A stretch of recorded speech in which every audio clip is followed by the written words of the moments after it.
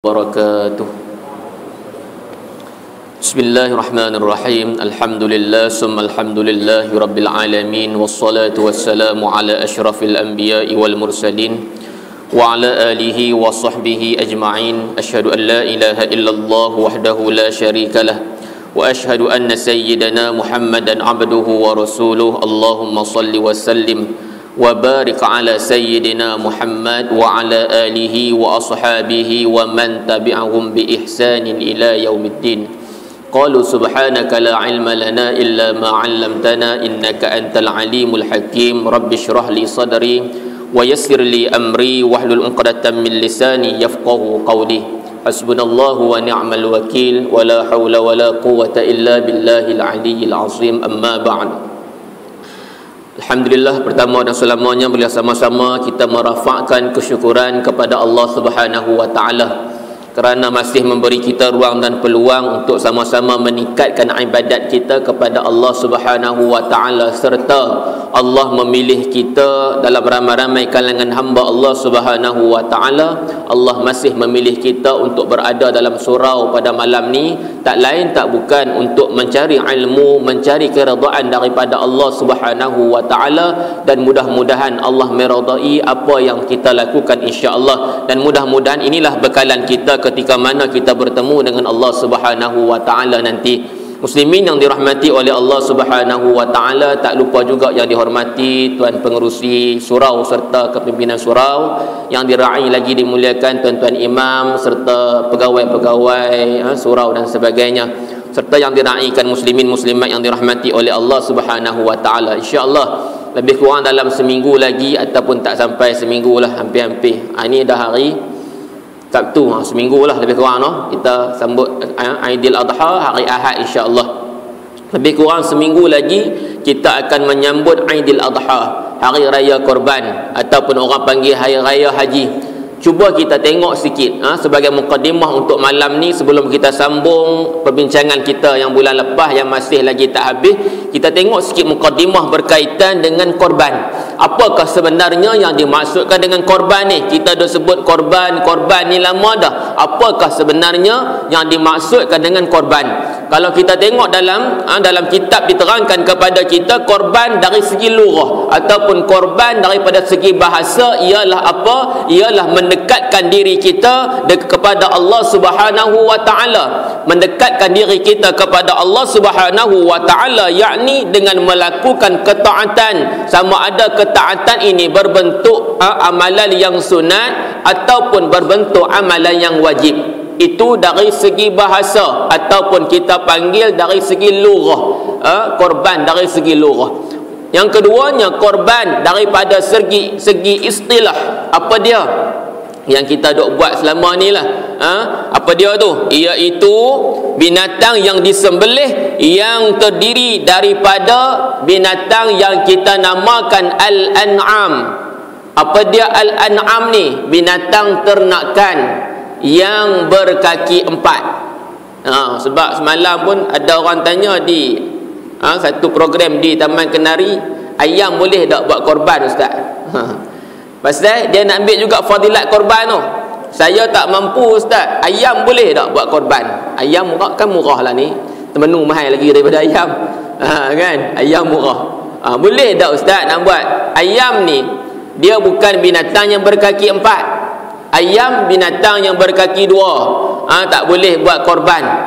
Nak sembelih makan macam tu saja boleh lah. Nak buat korban dalam istilah korban tak boleh. Pasal binatang yang disembelih untuk korban ni ialah binatang al-an'am, binatang yang berkaki empat, binatang ternakan. Binatang ternakan yang berkaki empat, maka boleh untuk kita jadikan sebagai sembelihan, sebagai korban kita pada hari raya korban ni, ataupun pada hari-hari tasyrik 11, 12 dan 13 Zulhijjah. Boleh jelas kot, faham dah kot sikit kan? Ini mukadimah berkaitan dengan korban, berkaitan dengan ibadat korban yang kita nak buat ni, tuan-tuan muslimin muslimat yang dirahmati Allah Subhanahu wa taala. Lagi satu, Yang kadang-kadang menjadi persoalan, ada di kalangan kita nak ambil, nak rebut juga, nak buat juga ibadat korban ni, tapi tak mampu dengan cara, contoh kalau kita katakan satu tumpuk hari ni, satu tumpuk, satu bahagian hari ni 500, kalau sebelah sana lah Bukit Minyak, sini tak tahulah, lebih kurang 500 juga.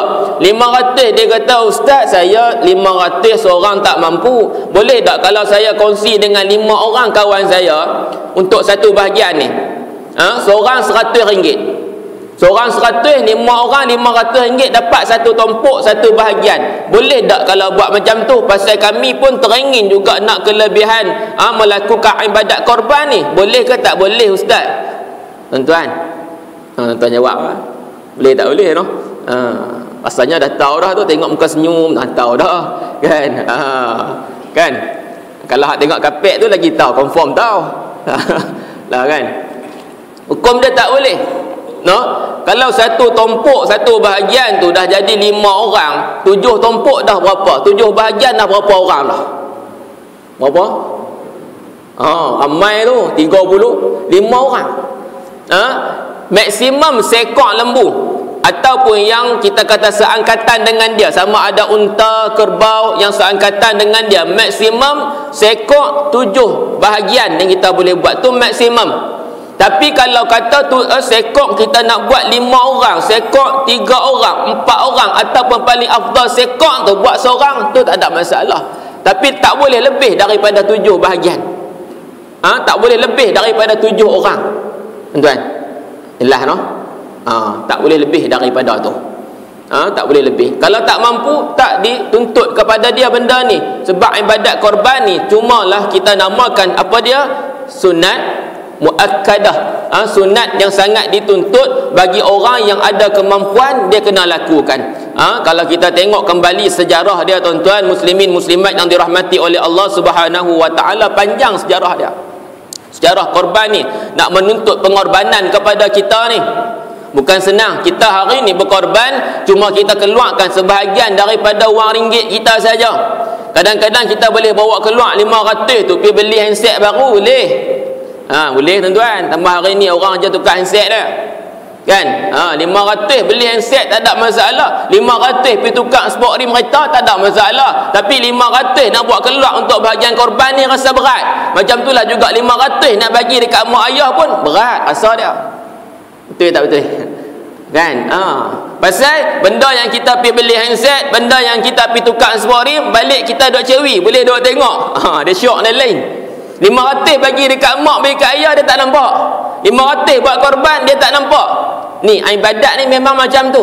Macam solat ni, kita solat siang malam ni paling kurang 5 waktu, nampak tak pahala yang Allah bagi? Tak nampak. Tapi Allah balas dekat kita berupa apa dia? Ketenangan, kebahagiaan di dunia dan mudah-mudahan di akhirat Allah Subhanahu wa taala. Begitulah juga dengan ibadat korban yang kita buat ni tak nampak. No? Pasal itu kadang-kadang orang nak bawa keluar pengorbanan RM500 nak bagi untuk sebahagian korban tu, dia rasa sayang. Tu baru pengorbanan wang ringgit kita hari ni. Kita ada di antara kita yang tak sanggup dah untuk buat benda-benda macam ni. No? Waktu yang paling afdal kita melakukan korban ni bila? Selepas khutbah raya. Kalau kata selepas mayang raya, tuan-tuan kata ustaz bohong lah. Sebab lepas mayang ada khutbah tu tak? Kena khutbah dulu. Sebab dia khutbah raya dia macam tu. Maknanya selepas khutbah raya tu, itu yang afdal. Sampai bila ni lah dia? Sampai hari terakhir 13 Zulhijjah. Hari tasyrik yang terakhir 13 Zulhijjah sebelum terbenam matahari. Dah terbenam matahari, tak boleh dah buat korban untuk yang korban sunat. Tak boleh dah. No? Korban sunat tak boleh dah. Tuan, pasal apa sebut korban sunat ni? Pasal ada 2 jenis korban. No, ada korban sunat dan ada juga korban yang boleh berubah hukum dia. Daripada sunat dia boleh berubah hukum dia kepada korban yang wajib. Apa dia tuan-tuan? Nak cerita kat tuan-tuan pun rasanya tuan-tuan dah tahu dah. No? Tapi cerita habis lah. Kan? Sekali tak lengkap pula. Apa kata ustaz cerita tak habis? Kan?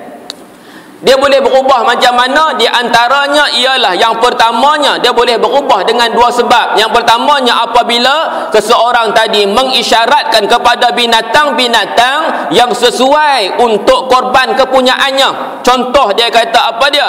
Ini ialah korbanku. hazihi udhiyati, ini korbanku katanya. Dia tunjuk kepada binatang tadi ni, lembu ke kambing ke, dia pergi tunjuk ini adalah korbanku. Bila dia tunjuk macam tu, apa maknanya? Maka binatang yang dia tunjuk tadi wajib korban ke atasnya. Jadi wajib, tak jadi sunat dah. Tu yang pertama. Yang kedua, boleh jadi hukum wajib korban ni macam mana? Dengan sebab dia bernazar. Dia bernazar, seperti dia berkata apa? Kalau aku sembuh daripada penyakit ini, aku akan melakukan korban. Kemudian Allah takdirkan dia sembuh daripada penyakit, maka wajib ke atasnya melaksanakan korban tersebut. Tuan-tuan, nampak tak? Dua benda ni, hukum yang sunat boleh berubah kepada hukum yang wajib. Korban nazar, tak boleh orang yang buat korban ni tak boleh ambil daging dia, tak boleh makan daging korban tadi. Bukan dia sahaja, bahkan orang yang bawah tanggungan dia pun tak boleh. Dia kena sedekahkan semuanya. Tuan-tuan yang dirahmati oleh Allah Subhanahu wa taala. Sabda hadis Nabi sallallahu alaihi wasallam yang bermaksud, sesiapa yang bernazar untuk mentaati Allah, maka hendaklah dia mentaatinya. Sesiapa yang bernazar untuk taat kepada Allah Subhanahu wa taala, untuk jadikan benda tu sebagai ibadat kepada dia, maka dia wajib kena buat. Dia wajib kena mentaati, dia wajib taat, yakni dengan dia kena menunaikan apa yang telah dinazarkan oleh dia tadi, oleh orang tadi. Dan sesiapa yang telah bernazar untuk melakukan maksiat, ada juga orang yang jenis ni, dia bernazar untuk melakukan maksiat. Kalaulah dia kata, aku baik daripada sekian-sekian ni, dia bernazar apa dia? Dia nak buat maksiat contohnya. Yang tu tak boleh.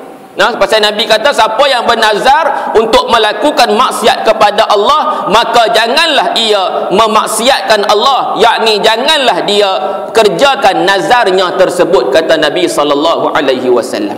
Hadis ini riwayat daripada Imam Bukhari, At-Tirmizi, Abu Daud, Ibnu Majah dan Nasa'i, daripada Aisyah radhiyallahu anha. Jadi muslimin yang dirahmati oleh Allah Subhanahu wa taala, asal dia sunat, dia boleh berubah hukum menjadi wajib dengan dua sebab tadi. Boleh dapat kot duk tulis tu boleh dapat insya-Allah. Jadi kalau asal saya cakap ni laju, tolong abang Ustaz slow sikit. Slow sikit. Bukan buat turun volume tak, cuma kita punya kilometer dia tu, kelajuan tu slow sikit. Kalau 1-2 turun pergi 100, pelan slow sikit. Bukan nak slow suara. Saya sendiri pun tak puas kalau slow suara. Jenis kena cakap kuat. Jadi muslimin yang dirahmati Allah Subhanahu wa taala, sejarah korban sempena dengan Aidil Adha kita nak sambut ni, ustaz-ustaz pun duk cerita dah. Bermula daripada zaman Nabi Adam alaihi salam lagi kita tengok. Bagaimana sejarah korban ni bermula. Zaman Nabi Adam alaihi salam, Allah takdirkan bila Siti Hawa melahirkan anak, dia akan lahirkan anak kembar sepasang. Kembar sepasang ni maknanya apa? Dia lahir mai seorang lelaki, seorang perempuan. Tu panggil kembar sepasang. Kan? Dia lahir mai Qabil dengan pasangan dia perempuan. Kemudian yang kedua dia lahir pula Habil dengan pasangan perempuan dia. Ada yang kata Qabil pasangan perempuan dia nama Iklimah. Yang kedua Habil pasangan perempuan dia Labuda. Ada juga riwayat mengatakan Lubuda. Tuan-tuan, ini pasangan-pasangan dia. Bila lahir dalam keadaan macam ni, mereka boleh kahwin waktu tu. Adik-beradik boleh kahwin dengan syarat silang. Qabil dia kena kahwin dengan pasangan Habil tadi ni, Labuda ni. Habil kena kahwin dengan Iklimah. Bila dengar macam ni, Qabil dia tak puas hati. Tuan-tuan dia dengar betul-betul, saya Qabil Habil pun duk pening. Mana satu Qabil, mana satu Habil, panjang jalan sampai rumah nak fikir benda ni ya. Qabil ni abang, Habil ni adik. Qabil tak puas hati pasal pasangan yang lahir dengan dia tadi, Iklimah ni, pasangan dia ni ada rupa, orang yang lawa, orang yang cantik. Dia tak mau orang yang lawa Iklimah ni lepas kepada Habil adik dia ni, dia tak mau. Dia kalau boleh dia nak kahwin dengan Iklimah ni yang comel, yang lawa ni. Dia tak setuju dengan cadangan ni, dia tak mau. Dia tak mau. Nampak tak dari zaman dulu lagi ni? Nak kahwin, nak apa ni, nombor satu tengok rupa. Nampak? Pasal itu Nabi kata, rupa ni letak belakang, tak mau tengok agama dia. Kan? Dia tak mau. Bila dia tak mau sampai benda ni, kalau kita nak cerita secara detail panjang pakai bab ni pun tak habis malam ni. Sampai benda ni kepada ayah dia, Nabi Adam alaihi salam. Nabi Adam kata apa? Nabi Adam perintahkan kepada dua beradik ni tadi, Qabil dan Habil ni, buat korban. Qabil ni kerja dia sebagai petani. Kerja dia sebagai petani. Habil pula kerja dia sebagai penternak. Jadi Adam perintahkan kepada dua orang ni buat korban, letakkan korban mereka. Qabil dia bawa apa dia? Gandum dia yang hasil daripada pertanian dia ni, dia bawa pi. Gandum ni bukan gandum yang terbaik. Dia bawa pi, nampak perangai dia. Bukan gandum yang terbaik, gandum yang tak berapa cantik dia bawa pi untuk disembahkan kepada Allah Subhanahu wa taala. Manakala Habil ni dia bawa satu ekor kambing, dalam riwayat cerita dia bawa pi satu ekor kambing yang sihat, yang gemuk untuk dikorbankan. Dia letak situ dua. Satu korban Qabil, satu korban Habil. Tiba-tiba datang satu cahaya putih menyambar korban yang dilakukan oleh Habil, iaitu kambing tadi ni. Tuan-tuan yang dirahmati Allah Subhanahu wa taala, cahaya tu sambar korban yang dilakukan oleh Habil tadi ni. Maka korban yang Qabil terima tak? Allah tak terima korban Qabil ni. Pasal dia sembahkan dekat Allah Subhanahu wa taala benda yang dia pun tak mau. Tuan-tuan, ni apa pengajaran daripada cerita ni? Setakat ni maknanya kita nak buat korban kena cari korban yang terbaik. Jangan dok pergi cari lembu hak bawa mai balik nampak tulang. Kutip 500 habak lembu gemuk, bawa balik mai tengok lembu nampak tulang. Macam mana cerita? Sini tak berlaku kalau boleh jangan berlaku. Kan? Pasal kita nak yang terbaik. Yang gemuk, yang hebat, tanduk dia pun tengok hebat. Nabi sebut ni benda-benda macam ni. Yang tak cacat, yang ni boleh jadi kita jadikan korban. Begitulah juga keadaannya dengan Habil dan Qabil. Adakah cerita ni habis di sini saja? Tak.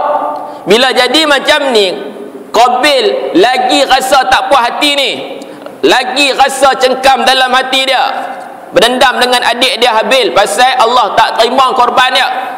Lalu Allah Subhanahu wa taala cerita benda ni dalam Al-Quran. Apa kata Qabil kepada adik dia? Qala la aqtulannak. Qabil kata, aku akan bunuh kamu. Dia kata, Qabil kata, aku pasti bunuh kamu, Habil. Nampak? Sampai tahap tak puas hati, tak dapat juga, dia sanggup bunuh saudara dia sendiri pun dia sanggup bunuh. Ni orang yang berdendam ni bahaya. Bahaya tuan-tuan. Bila abang dia Qabil ni kata kepada Habil, aku pasti bunuh kamu, adakah Habil ni nak melawan abang dia? Tuan, abang dia direct dia cakap ni, kira betul-betul ni kira kemas lah. Abang terus nak bunuh ni. Kalau kita nak lari boleh lari, pasal dia nak bunuh. Allah cerita, aku pasti bunuh kamu. Lalu apa kata Habil? Qala innama yataqabbalu Allahu minal muttaqin. Berkata Habil, sesungguhnya Allah hanya menerima korban dari orang-orang yang bertakwa, kata dia. Dia ingat ni abang dia marah pasal Allah tak terima korban dia. Allah tak terima korban Qabil tadi ni pasal dia tak ikhlas korban dia ni. Jadi adik dia kata kepada dia, sesungguhnya Allah menerima korban orang-orang yang bertakwa kepada Allah Subhanahu wa taala. Dia tak lawan abang dia. Dalam ayat seterusnya, ayat 28, Allah cerita apa? Allah kata sesungguhnya sesungguhnya kalau kamu menggerakkan tanganmu, kata Habil ni kepada Qabil, untuk membunuh aku, dia kata. Dia kata kepada Qabil, sesungguhnya kalau kamu menggerakkan tanganmu untuk membunuh aku, kata Habil, nescaya aku tak akan menggerakkan tanganku untuk membunuh kamu. Maknanya apa? Dia tak akan melawan. Dia tak akan melawan. Pasal apa dia tak akan melawan? Dalam di hujung ayat ni, apa dia kata? Apa Habil kata? Inni akhafullah. sesungguhnya aku, kata Habil, aku takut kepada Allah Subhanahu wa taala. Aku takut kepada Allah Rabbal Alamin, Tuhan sekalian alam, aku takut. Nampak tak perbezaan di antara dua beradik ni? No? Tuan-tuan, jauh beza dia. No? Bila Allah tak terima korban Qabil, dia sanggup nak bunuh adik dia. Bukan kata sanggup nak bunuh, bahkan memang dia bunuh adiknya. Sampai Quran cerita dalam Quran cerita apa dia? Allah cerita dalam Quran apa dia? Dia bunuh adik dia, kemudian dia tak tahu nak buat apa dengan mayat adik dia ni. Lalu Allah Subhanahu wa taala hantar mai seekor burung gagak, ghurab. Seekor burung gagak, tunjuk contoh dekat dia macam mana cara nak kebumikan. Allah cerita dalam ayat 31, kemudian Allah menyuruh seekor burung gagak menggali-gali di bumi untuk memperlihatkan kepadanya, kepada Qabil, bagaimana dia seharusnya mengkuburkan mayat saudaranya Habil tadi ni. Allah hantar mai siapa? Burung. Hantar mai siapa? Binatang. Maknanya manusia juga perlu belajar kepada alam. Perlu belajar kepada alam. Tuan-tuan, inilah pembunuhan yang pertama di atas muka bumi Allah Subhanahu wa taala, pembunuhan di antara dua beradik. Qabil bunuh adik dia Habil. Tuan-tuan yang dirahmati oleh Allah Subhanahu wa taala. Apa punca dia ni? Punca dia ni di antaranya pasal turut dorongan daripada hawa nafsu. Hawa nafsu. Macam kita hari ni pun orang dok bunuh orang ni pun, yang dok bunuh ni kadang-kadang bunuh macam mana ni ustaz pasal nafsu ni? Bunuh contohnya, dia berzina, dia bila berlahirnya anak, dia bunuh anak tadi, anak yang tak berdosa pun dia buang. Dia jadi macam itulah ni. Pasal apa ni? Pasal dorongan daripada hawa nafsu. Tuan-tuan yang dirahmati oleh Allah Subhanahu wa taala. Tu secara ringkas korban, sejarah korban yang melibatkan di zaman Nabi Adam alaihi salam. Yang kita dok selalu dengar ni apa dia? Korban di zaman Nabi Ibrahim alaihi salam dengan anak dia Nabi Ismail. Yang ni selalu kita dok dengar. Rasanya tuan-tuan kalau panggil seorang mai depan boleh cerita malam ni. Kan? Pasal yang ni yang sejarah selalu ustaz dok cerita.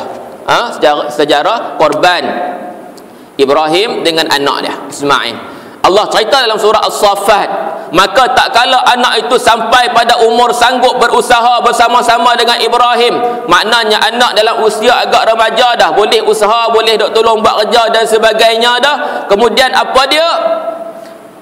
Ibrahim berkata kepada anaknya, wahai anakku, qala ya bunayya inni ara fil manami anni adbahuka fanzur madza tara.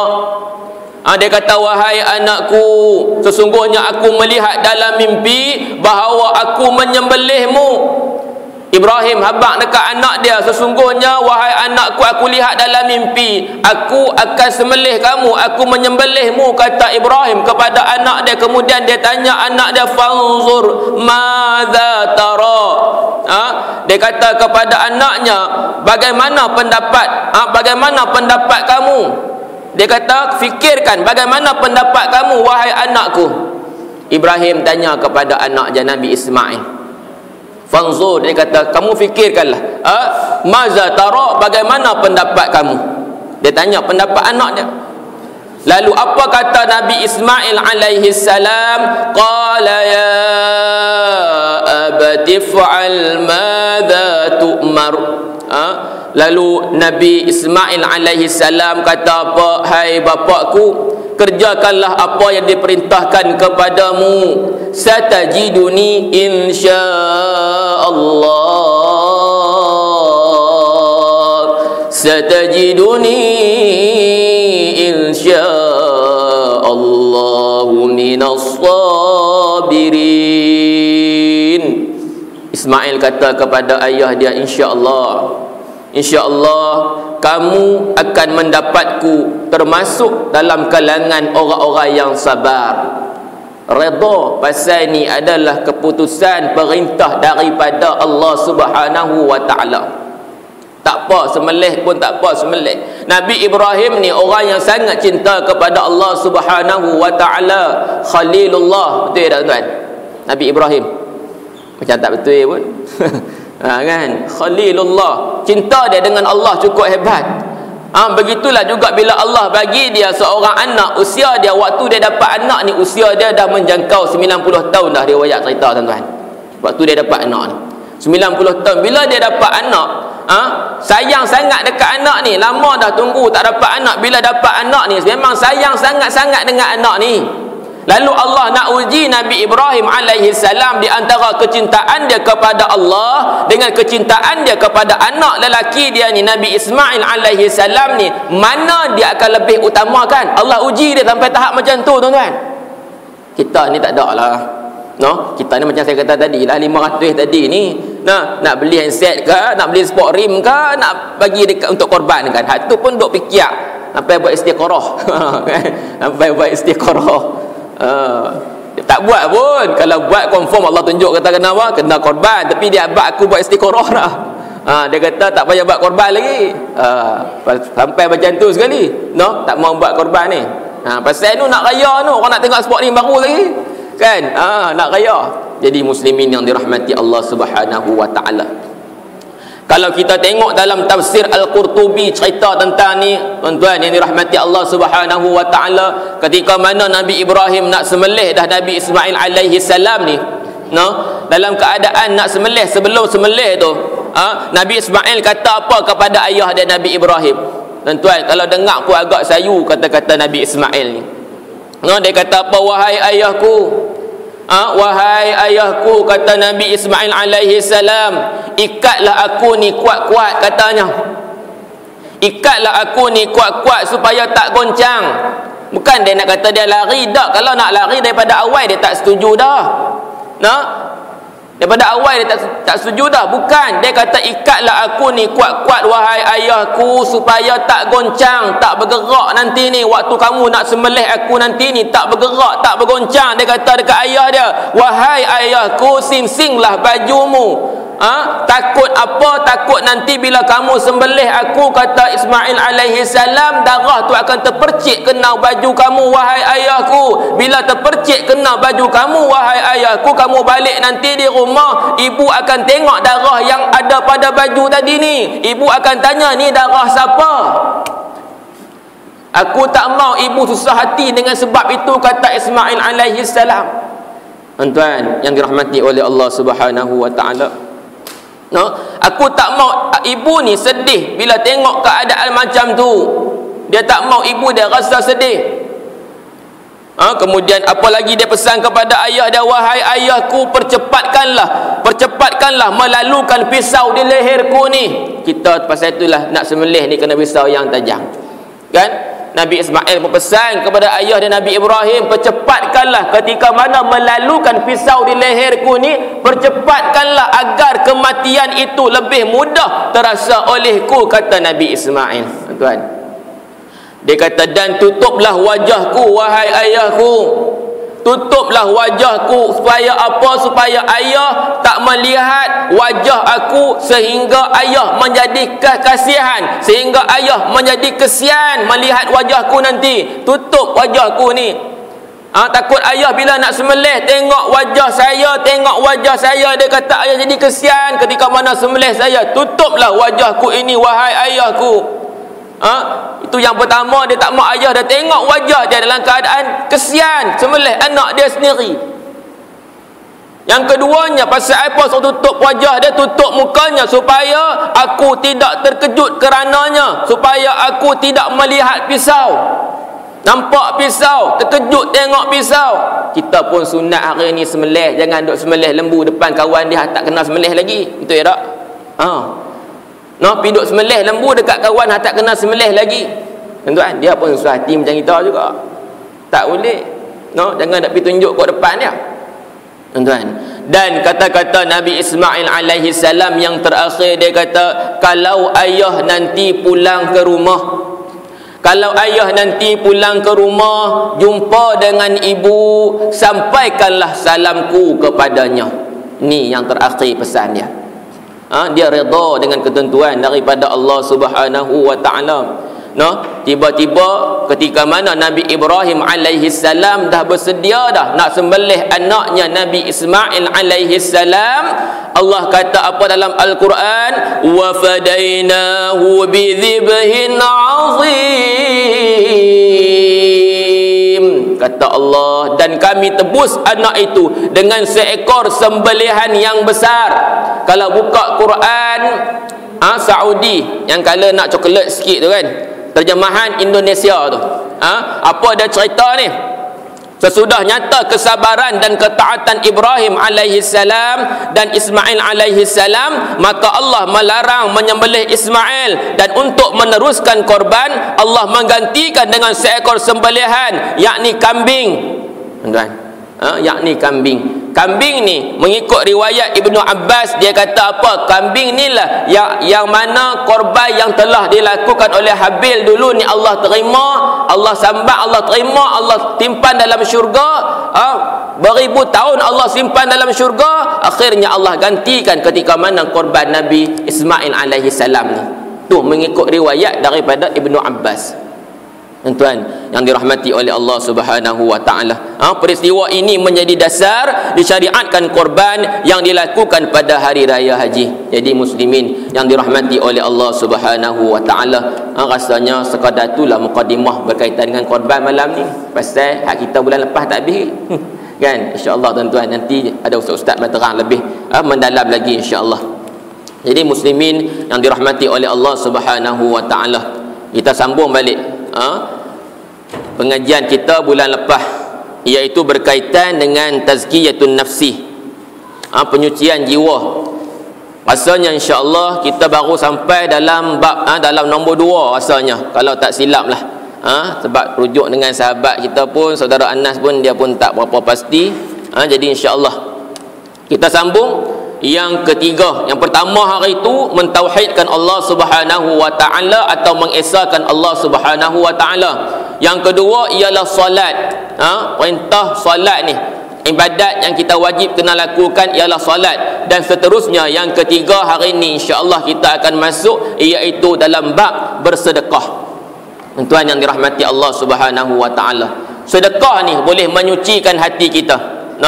Boleh menyucikan hati kita, boleh menyuburkan rezeki kita dengan Allah Subhanahu wa taala. Kadang-kadang orang risau nak bersedekah ni, takut jadi susah.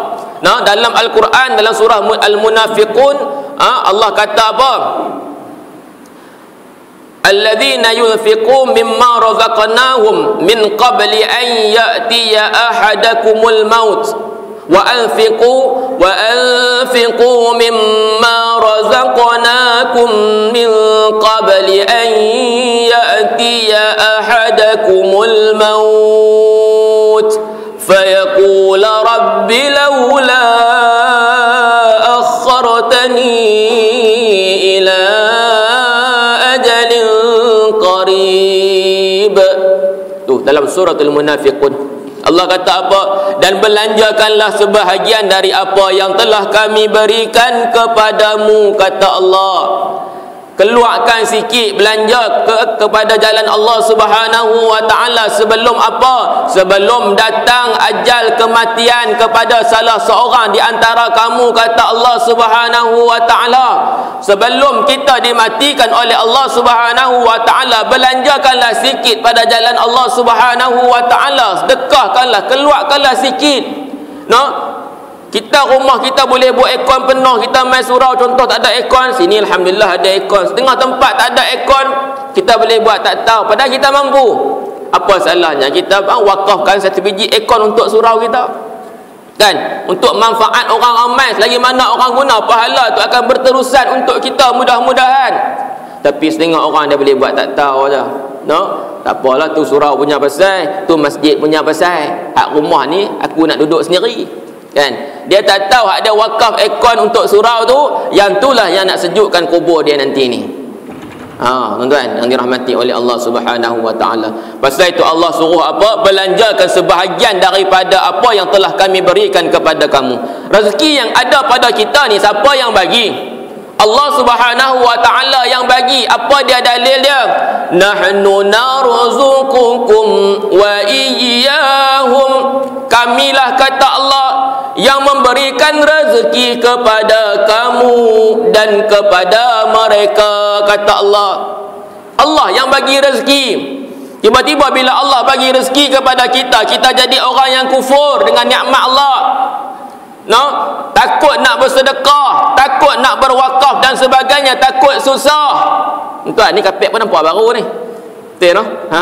Masuk mai tadi itu semua nampak hijau. Ni masuk mai hijau, merah kat depan ni. Kan? Ni pun ada orang wakaf kan macam mana? Ada orang wakaf juga. Kan kutip sumbangan. Surau punya. Tak apa, alhamdulillah tuan. Ni pun maknanya ada satu kemajuan ni. Tuan-tuan yang dirahmati Allah Subhanahu wa taala. Ni semua saham akhirat ni. Semua ni saham akhirat. Tuan-tuan yang dirahmati Allah Subhanahu wa taala, kita duk sibuk kejar saham dunia ni.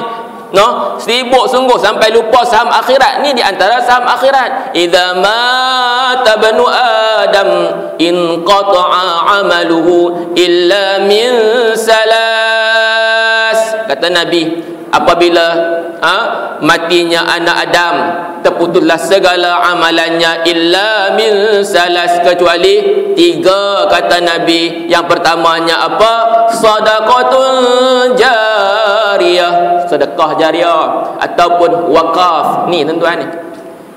Inilah saham akhirat kita ni. Yang kedua, ilmu yang bermanfaat ni. Ini belum tentu lagi kita boleh sampai, tak boleh sampai ilmu. Yang ketiga, anak yang soleh. Ni pun belum tentu kita ni ada anak yang soleh yang boleh mendoakan kita sama ada kita masih hidup ataupun kita dah kembali kepada Allah Subhanahu wa taala ni. Mudah-mudahan kita dah berjaya mendidik anak-anak kita yang soleh. Tak apa, mai pilah duduk belakang macam tu pun tak apa, bawa mai pilah depa dengar ni. Jangan mai duduk tepuk belakang ustaz tu dah. Tak apa, mai duduk belakang tu tak apa, mai dengar pi, tak banyak sikit pun dapat juga. Biasakan depa dengan keadaan macam ni, tak apa tuan-tuan. Yang dirahmati oleh Allah Subhanahu wa taala.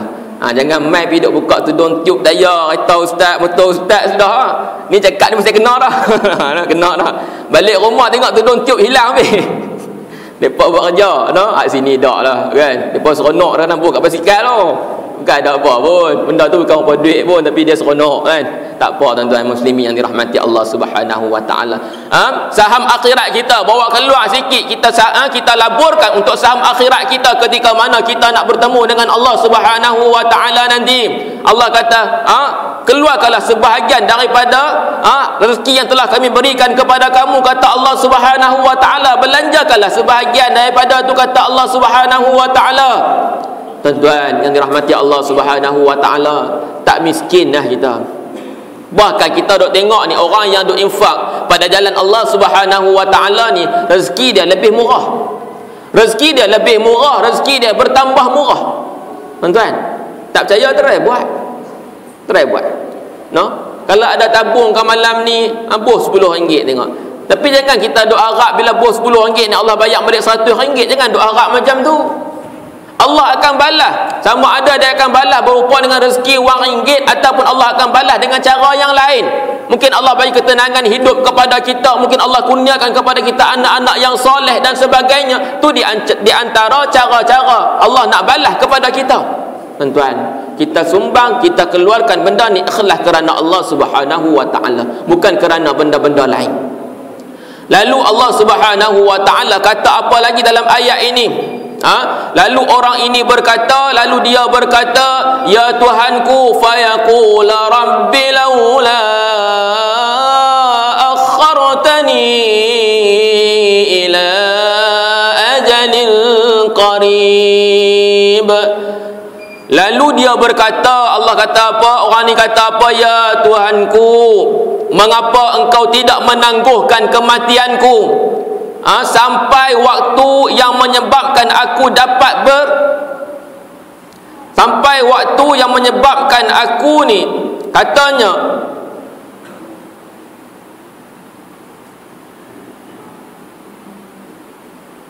menangguhkan kematianku sampai kepada satu waktu yang lain, satu masa yang lain.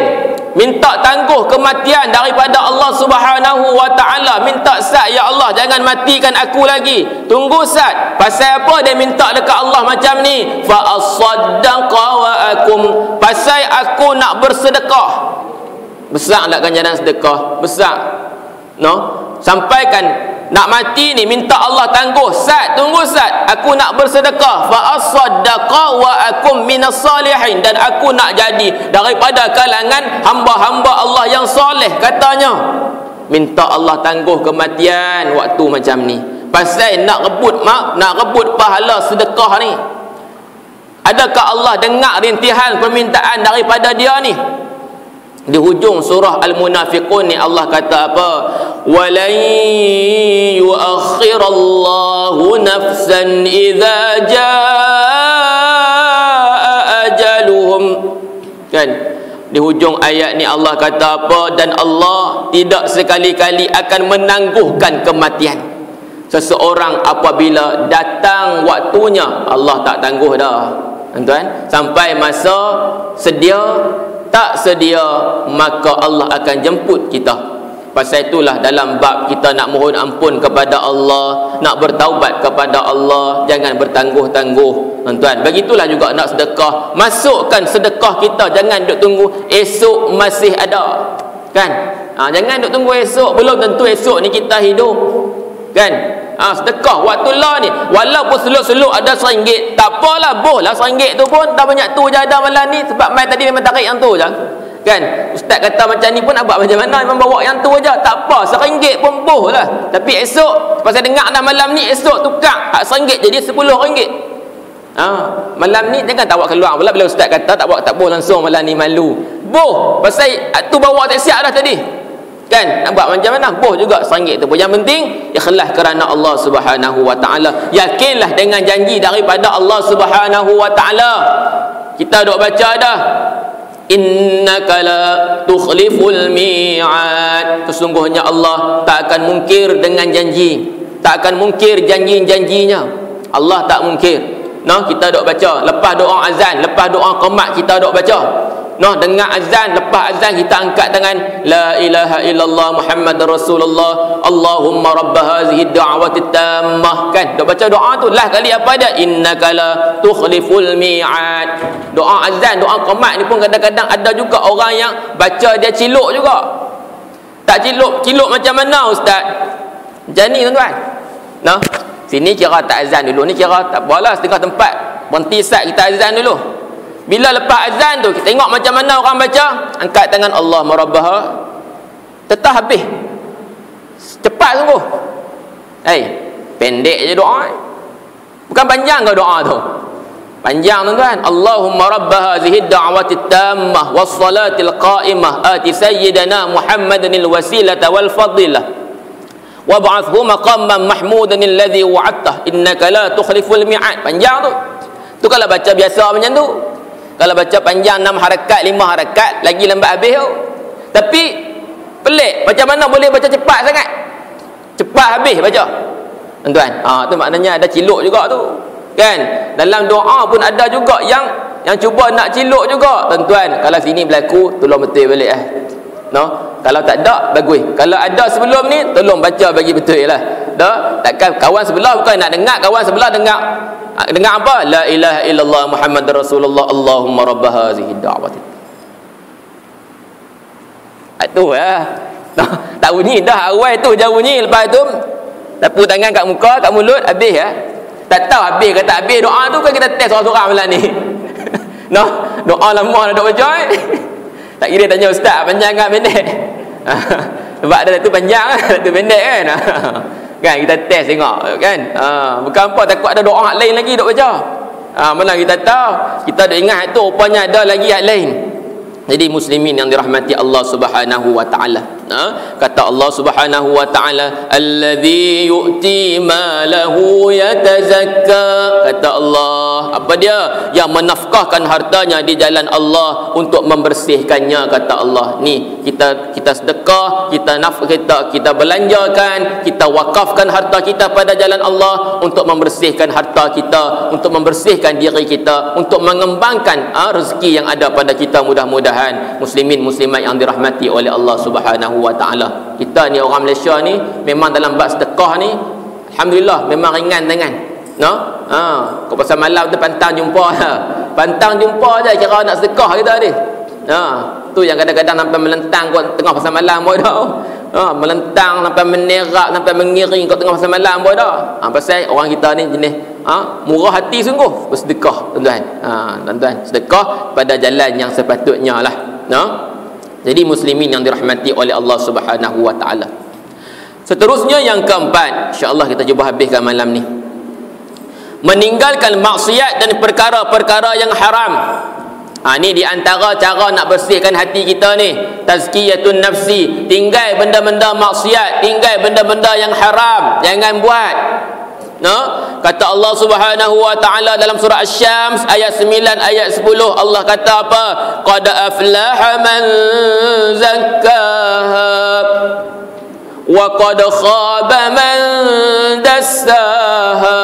Kata Allah, beruntunglah kata Allah, berjayalah kata Allah orang yang membersihkan diri dia, membersihkan jiwa dia, kata Allah Subhanahu wa taala. Wa qad khaba man dassaha, rugilah orang yang mengotori jiwa dia, orang yang mengotori hatinya dengan melakukan maksiat kepada Allah Subhanahu wa taala. Hari ni orang buat maksiat tak segan silu dah, kan? Tak segan silu dah. Saya cakap pasal benda jadi depan mata.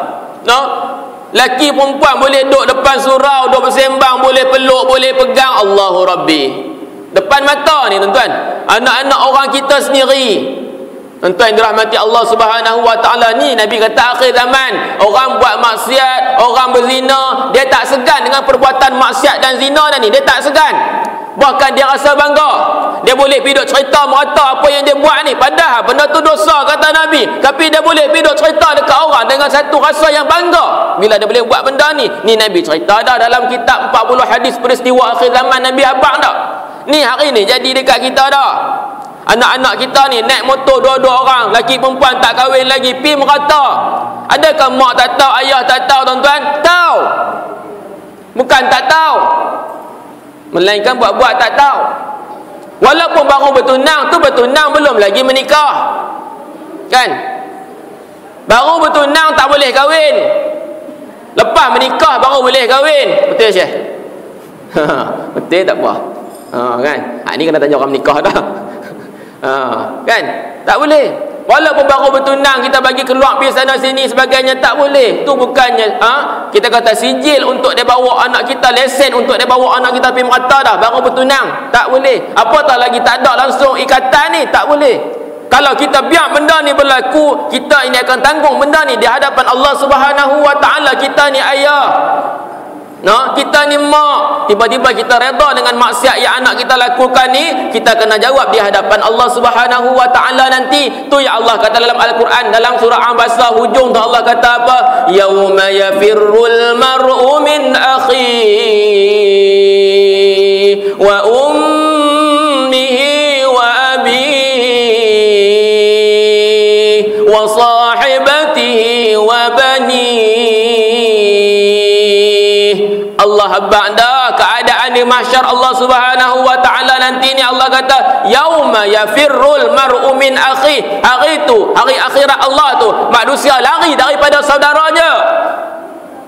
Wa ummihi wa abih, lari daripada mak. Allah sebut yang pertama, Allah sebut mak dulu. Ni nak abang besar pengorbanan mak ni. Allah sebut wa ummihi, lari daripada maknya.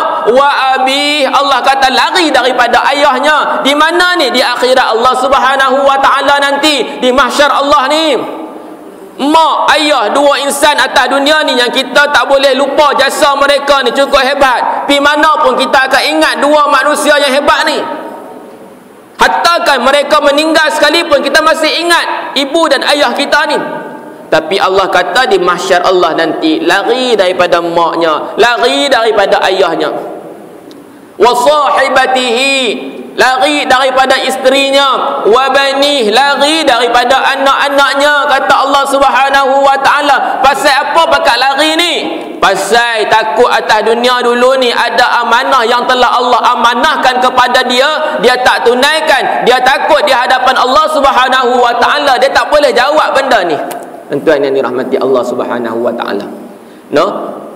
Tuan, tu yang lepas ayat ni Allah kata apa? Likulli imri'im minhum yawma idzin sya'nun yughnih, kata Allah.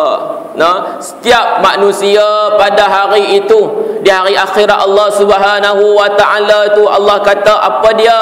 Mereka ni sibuk lagi menyibukkan. Dalil inilah yang Nabi bagi kepada Sayyidatina Aisyah radhiyallahu anha. Bila Aisyah tanya Nabi, fa kaifa bil aurati ya Rasulullah, bagaimana dengan aurat kami ya Rasulullah? Di mahsyar nanti ni, di akhirat nanti ni, Nabi kata di mahsyar Allah, manusia ni lahir, manusia ni dalam keadaan seperti baru dilahirkan, tak ada alas kaki, lagi apa lagi, dalam keadaan belum berkhitan, dalam keadaan tidak berpakaian, macam bayi yang baru dilahirkan. Aisyah tanya, fa kaifa bil aurati ya Rasulullah, bagaimana dengan aurat kami? Nabi bagi ayat tadi ni, likulli imri'im minhum yawma idzin sya'nun yughni, kata Nabi. Nah, setiap manusia pada hari itu sibuk dengan urusan mereka masing-masing, kata Nabi sallallahu alaihi wasallam. Tuan-tuan, kita ni tak sibuk pun hari ni, tapi bab aurat ni tak boleh sentuh, orang marah. Kan sibuk pun, tenang, aman, damai, tapi sentuh bab aurat, orang tak boleh terima kadang-kadang. No? Ada juga mengus, Ustaz, kami ni orang perempuan payahlah Ustaz, nak keluar kena pakai tudung, kena pakai baju longgar, kena pakai, payahlah Ustaz, kena pakai kain yang tebal, tak boleh pakai nipis kan. Mengut. Tuan, apabila kamu ni seorang perempuan ni taat kepada perintah Allah, Allah kata macam ni pakaian atas dunia, kamu taat, kamu patuh, kamu ikut benda ni, kamu ikut, kamu taat pada suami kamu, taat kepada Rasul, di akhirat Allah kamu jadi orang yang mudah. Susah atas dunia tak apa, di akhirat kamu jadi orang yang mudah. Orang lelaki ni macam di depan saya yang ramai ni, termasuk saya yang di depan ni pun nampak mudah atas dunia, tapi di akhirat Allah ni, Allahu Rabbi, susah tuan-tuan muslimat yang dirahmati Allah, payah nak lepas. Banyak tanggungjawab, banyak tanggungan, banyak amanah yang dipikulkan kepada bau orang lelaki ni, nak kena jawab. No, bukan senang. Masuk pergi dekat Siam, keluar mai, kalau tak beli apa, dia tak payah selongkat air tara, dia suruh jalan terus. Tapi kalau beli macam-macam, nak keluar mai daripada Thailand, nak masuk mai ke Bukit Kayu Hitam ni ataupun ke Perlis ni tuan-tuan, dia akan cek habis, sebab barang banyak sangat. Lambat tak? Lambat. Macam itulah juga dengan kita. No, banyak tanggungan, maka kita ni lambat, kita akan dihisap di hadapan Allah Subhanahu wa taala. Macam itulah juga dengan orang miskin dan orang kaya. Orang miskin dia tak banyak kena soal, orang kaya banyak dia kena soal di hadapan Allah Subhanahu wa taala pasal banyak harta dia. Tuan yang dirahmati oleh Allah Subhanahu wa taala. Okey lagi kah? Macam nak marah saya pun. Kan? Orang marah nak habis dekat ni nampak semua muka serius pun, saya pun nak serius juga. Tuan yang dirahmati Allah Subhanahu wa taala, ya. Nak abang dekat tuan-tuan ni, benda ni penting. Saya ingatkan terutamanya diri saya dulu tuan-tuan, kemudian kepada tuan-tuan puan-puan muslimin muslimat yang dirahmati Allah Subhanahu wa taala. Di hari akhirat Allah Subhanahu wa taala nanti ni, kita ni tak ada siapa dah yang dapat bantu kita ni, tak ada siapa dah yang dapat tolong kita ni di akhirat Allah Subhanahu wa taala nanti tuan-tuan. Itu yang Nabi SAW bagi tahu kepada kita ni, tuan-tuan muslimin muslimat yang dirahmati oleh Allah Subhanahu wa taala. Kalau masa atas dunia dulu ni, Nabi SAW kata apa? Hadis ni daripada Abi Sa'id Al-Khudri radhiyallahu anhu. Nabi SAW bersabda, apa kata Nabi? Nabi kata mana-mana orang mukmin yang pernah memberi makan orang mukmin di atas dunia dulu ni, Nabi kata Mana-mana orang mukmin pernah bagi makan orang mukmin atas dunia dulu ni, kata Nabi SAW, nescaya Allah akan memberi makan kepadanya pada hari kiamat nanti ni, pada hari akhirat nanti ni. Allah akan bagi makan pada dia daripada apa? Min simaril jannah, kata Nabi SAW, daripada buah-buahan syurga, kata Nabi. Syarat dia apa? Atas dunia ni, waktu lah ni kita pernah bagi makan seorang mukmin yang dalam keadaan kelaparan, kita pergi bagi dia makan. Nabi SAW kata apa? At'amahu Allahu yaumal qiyamah min simaril jannah, kata Nabi. Allah Subhanahu wa ta'ala akan bagi dia makanan, iaitu berupa buah-buahan daripada syurga pada hari akhirat nanti, kata Nabi SAW. Tuan-tuan, kalau kita dah buat dah, insya-Allah mudah-mudahan ni bekalan kita. Yang keduanya, kata Nabi SAW, dan mana-mana orang yang memberi minum, mana-mana orang yang memberi minum kepada seorang mukmin yang dahaga semasa di dunia dulu, kata Nabi SAW, saqahu Allahu yaumal qiyamah min rahiqil makhtum, kata Nabi SAW, nescaya Allah akan memberi minum kepadanya pada hari kiamat nanti daripada minuman syurga yang tersimpan dengan sebaiknya, kata Nabi SAW. Ni semua bekalan-bekalan yang nak tunggu kita di sana ni. Tuan-tuan muslimin yang dirahmati Allah Subhanahu wa ta'ala. Dan yang terakhir Nabi sebut dalam hadis ni, yang terakhir Nabi kata, dan mana-mana mukmin yang pernah memberi pakaian kepada seorang mukmin di atas dunia dulu ni, semasa mukmin ni memerlukan pakaian, kata Nabi SAW, kasahullahu min qudril jannah, kata Nabi, nescaya Allah akan memberi pakaian kepadanya daripada pakaian syurga. Maka dia dapat pakaian. Orang lain dalam keadaan telanjang, tapi dia dapat pakaian daripada Allah Subhanahu wa ta'ala. Pasal apa? Atas dunia dulu ni dia pernah bagi pakaian kepada seorang mukmin, yang mana mukmin ni memerlukan pakaian tersebut, kata Nabi SAW.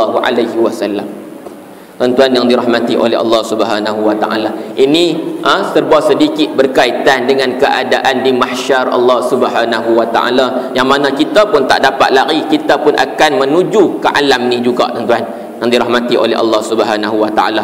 Yang seterusnya ialah yang ke apa? 5. Maknanya catiklah tu.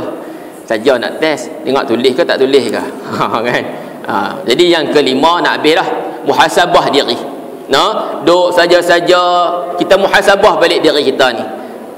Semakin kita ni meningkat usia kita, adakah semakin kita ni dekat dengan Allah Subhanahu wa ta'ala? Dekat dengan kubur tu confirm dah. Yang tu memang confirm dekat dengan kubur ni, tak boleh lari dah, kan? Ni dekat dengan Allah Ta'ala tak ni semakin hari ni, ataupun semakin kita dok main ibadat ni, dok rasa semakin dok syok seorang. Aku ni confirm dah syurga. Dok rasa macam tu jam. Tuan, ni hati ni, nak didik hati bukan senang. Kita dok main masjid surau pun dia main dok bisik macam-macam juga. Tak main tu tak apa, pasal dia jadi fan club lah. Kan? Tak payah main jadi fan club dia. Tak apa, duduk rumah pun tak apa dah, dia tak risau dah. Maghrib duduk tengok buka TV, duduk tengok buat tak tahu, tak apa dah, tu fan club dia tak kacau dah. Ini niat kita ni. Tak jadi ahli lagi ni. Ni yang dia duduk kacau ni. Yang dia duduk suruh, tak payah pergi lah. Hampir tak apa, hampir yang tunjuk kat orang lagi. Ni hebat, tu bahaya lah. Pasal itu kena muhasabah diri. Pesan Sayyidina Ali radhiyallahu anhu. Apa kata Sayyidina Ali? Tuan-tuan pun tahu kata-kata ni. Syekh noh. Tahu lah. Kata Sayyidina Ali, kan, hasibu anfusakum qabla an tuhasabu. Betul tak? Tahu kan? Kan? Sayyidina Ali pesan apa? Hitunglah diri kamu, muhasabahlah diri kamu, kata Sayyidina Ali. Sebelum kamu ni dihitung, dihisab, dimuhasabah di hadapan Allah Subhanahu wa ta'ala, waktu tu lambat dah. Ni hitung sebelum tu. Sebelum kamu dihitung di hadapan Allah Subhanahu wa ta'ala, kita duduk saja-saja, kita cek balik ni, banyak dah dosa kita dengan Allah. Berapa kali dah kita istighfar hari ni? Berapa kali dah kita solat taubat minta ampun daripada Allah Subhanahu wa ta'ala? Pasal kematian tak tunggu esok lusa dan sebagainya. Mungkin satgi kita dijemput dah oleh Allah Subhanahu wa ta'ala, tak tahu. Pasal itu Nabi kata innamal a'malu bil khawatim, kata Nabi. Sesungguhnya ketentuan amalan itu, kata Nabi, apa dia? Dengan penutup dia. Ujung dia tu. Sama ada kita mati dalam keadaan kita beriman kepada Allah, ataupun kita mati dalam keadaan kita kufur, kita ingkar dengan Allah Subhanahu wa taala, wa na'udzubillahi min zalik, tuan-tuan. Kita tak maulah pasal kita dok minta kepada Allah, kita nak mati dalam husnul khatimah, kematian yang baik, kita dok minta macam tu. Ya, jadi muslimin yang dirahmati oleh Allah Subhanahu wa taala. Dan yang terakhir untuk malam ni, insya-Allah kita habiskan juga. Kena banyak berdoa kepada Allah Subhanahu wa taala dalam setiap pekerjaan. Banyak memohon kepada Allah Subhanahu wa taala. Banyak berdoa kepada Allah Subhanahu wa taala dalam setiap apa pekerjaan sekalipun. Kata Nabi sallallahu alaihi wasallam daripada Nu'man bin Bashir, ad-du'a huwal ibadah. Doa tu ibadah. Cakap kita ni pun doa dah. Kan? Cakap ni pun doa dah. Macam sahabat kata-kata, ustaz nampak ceria hari ni. Tu doa dah tu. Kan? Tu baru ceria. Kalau kata ustaz kata handsome, balik lagi kita pergi open table. Kan? Melawak. Betuah sungguh budak ni. Orang dulu marah anak dia kata betuah. Pasal tu anak dia jadi betuah. Kita tak lah ni marah anak, ketegak sungguh. Kan? Ketegak sungguh hang ni. Dok pi doa kat dia ketegak sungguh. Memang ketegak. Lok-lak sungguh hang ni. Lok-lak ni bahasa orang putih. Lok-lak. Makna dia tanya kawan kita dapat tahu. Saya nak kata orang putih tak apa putih kulit. Cakap sikit-sikit tu boleh. Kan? Lok-lak. Tuan-tuan. Kita dok pergi doa untuk anak kita, pasal itu jadi macam tu. Orang dulu dak dia marah macam mana pun betuahnya hang ni. Betuah tu lah. Tu dia jadi orang yang betuah. Nak doa.